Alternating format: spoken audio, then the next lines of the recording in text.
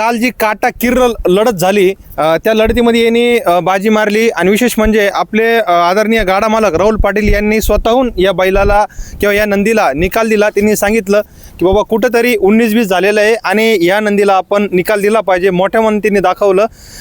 आपले मथुरचे मालक जे आहेत राहुल भैया पाटील एक दिलदार व्यक्तिमत्वाचे आणि आज आपल्यासोबत भवानीचे मालक आहे. दादा काय सांगाल, लढत इतकी झाली जबरदस्त, पूर्ण महाराष्ट्रभर गाजली, काय वाटतं आपल्याला? आम्हाला एकदम असा आनंदाचा क्षण वाटला की इतकं मोठ्या बैलासोबत, कारण की महाराष्ट्रामध्ये हा मथुर गाठलेला आणि त्याच्यासोबत आमची भवानीची लढत झाली. त्या आम्ही भाग्य समजतो की एवढ्या मोठ्या महाराष्ट्रामध्ये गाठलेल्या बैलासोबत आमच्या बैलाची लढत झाली. आम्ही एकदम खुश होतो.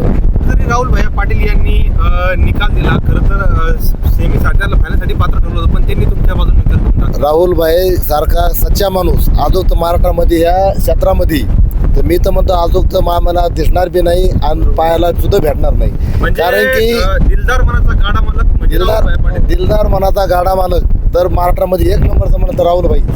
कारण की त्यांनी इतकं आम्हाला समजून सांगितलं, कारण निकाल तुमचा जर असला तर मी तुमच्याच पदरात टाकीन, मी तुमच्या निकालामध्ये कधीच ढावळाढवळ करणार नाही.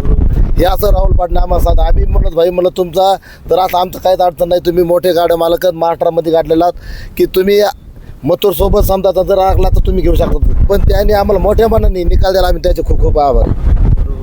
आणि काल तुम्ही गटपास केला, सेमी केली, आता फायनल मध्ये झळकले, काय भावना आहे तुम्हाला? काल महाराष्ट्रभर झळकला बैल आणि काही गावाकडून फोन आले, गावाकडून आले, जिल्ह्यातून आले आणि म्हणजे असे आम्ही आमच्या मोबाईलमध्ये चार्जिंग नाही राहिली इतके आम्हाला फोन आले.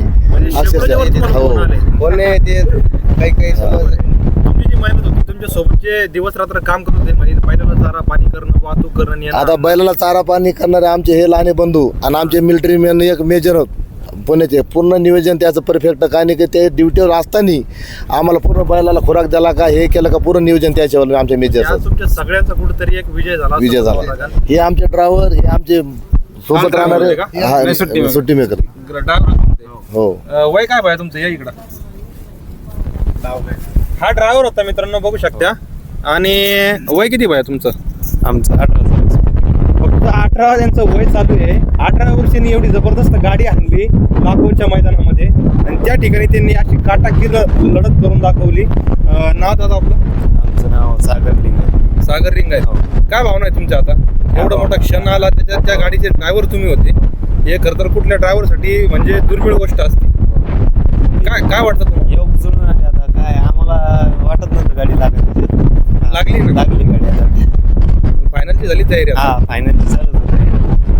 बघू आता काय नशिबावर. तुम्हाला सर्वांना फायनलसाठी शुभेच्छा. धन्यवाद.